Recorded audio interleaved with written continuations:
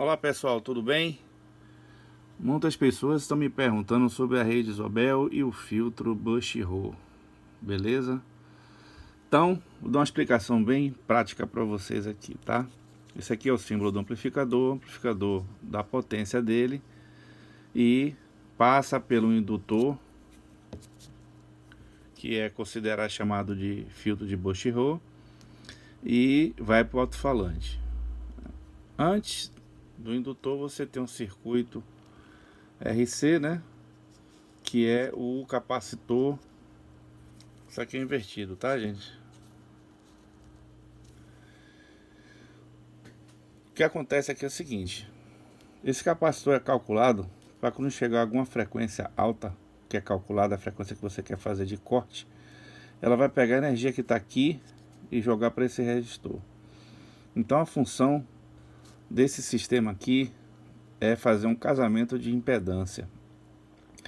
Normalmente as distâncias entre a caixa de som e o amplificador não é levado em consideração.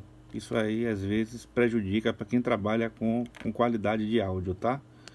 Porque durante o percurso elétrico do som, você tem uma perda no cabo, que é considerada a partir de cálculos matemáticos para saber qual o nível de perda desse cabo.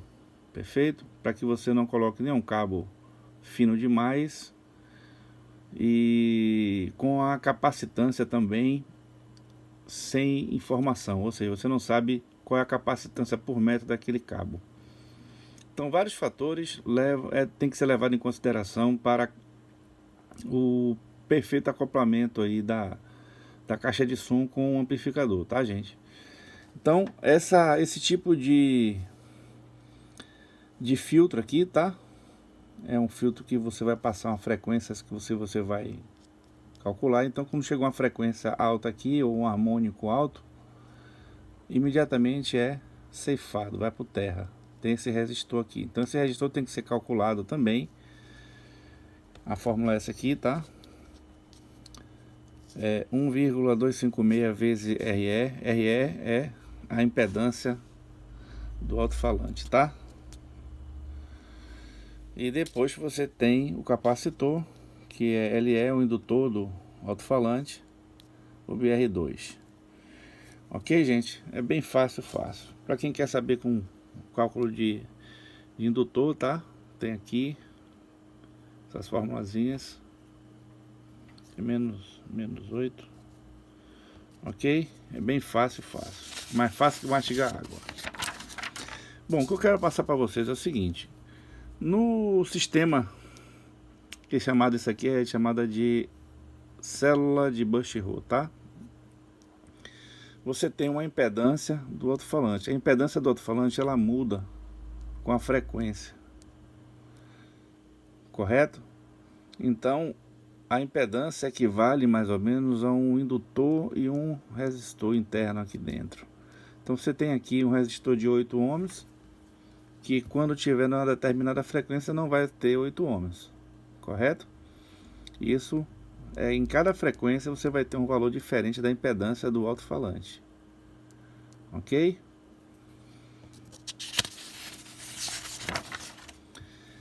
Então, gente, a função dessa célula de Bushiroad que a gente analisa é para fazer a parte de um amortecimento da parte da frequência. Estou tentando passar de uma forma bem sucinta para vocês, tá?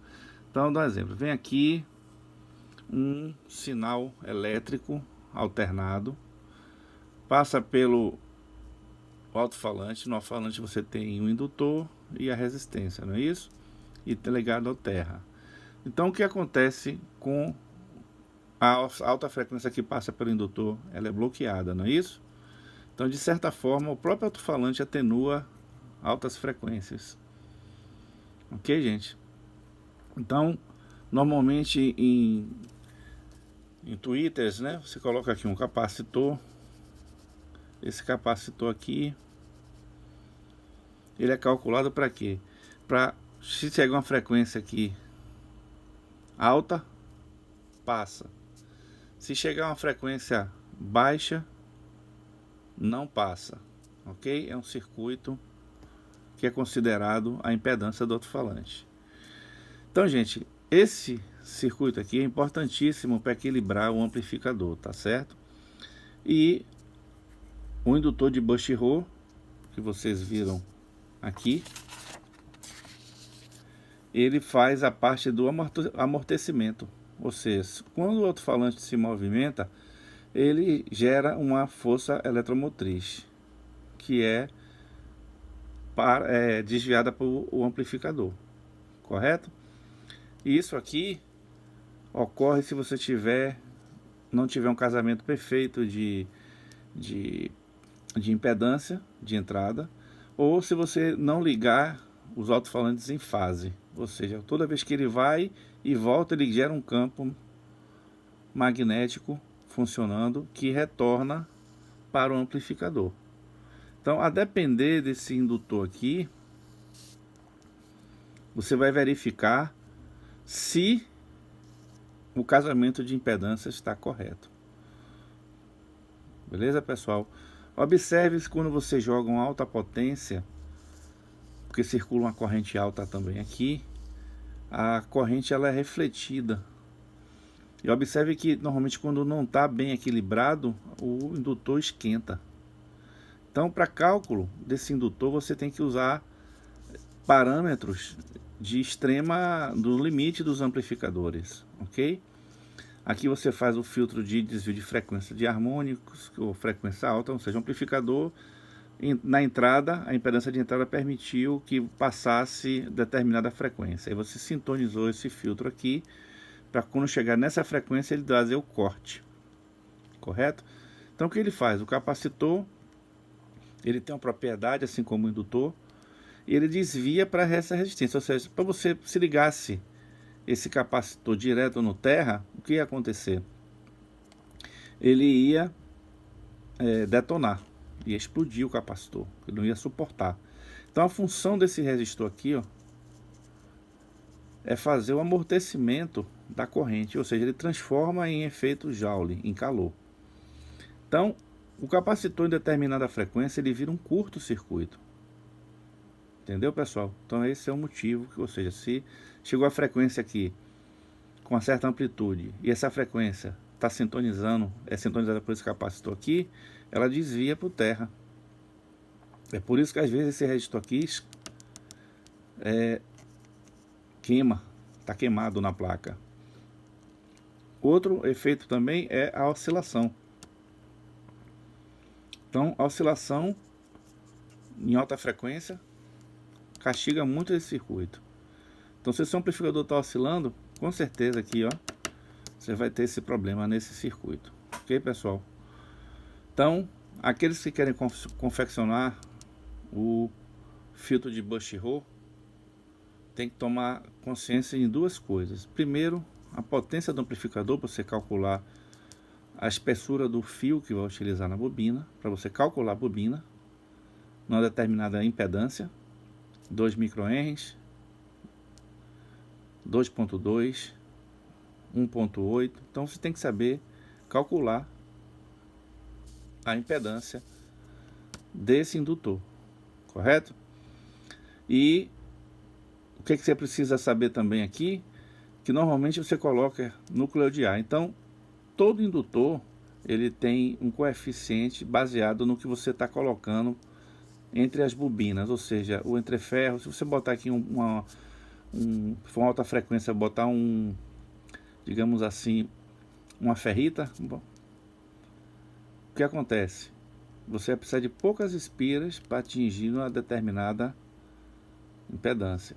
E se você utilizar núcleo de ar, você também tem um cálculo para núcleo de ar. Então é por isso que às vezes não é bom você colocar nada dentro dessa bobina. Bobina trabalhar com o chamado núcleo de ar.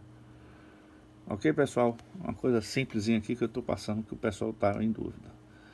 Então o alto-falante, gente, tem que estar em sintonia com o amplificador.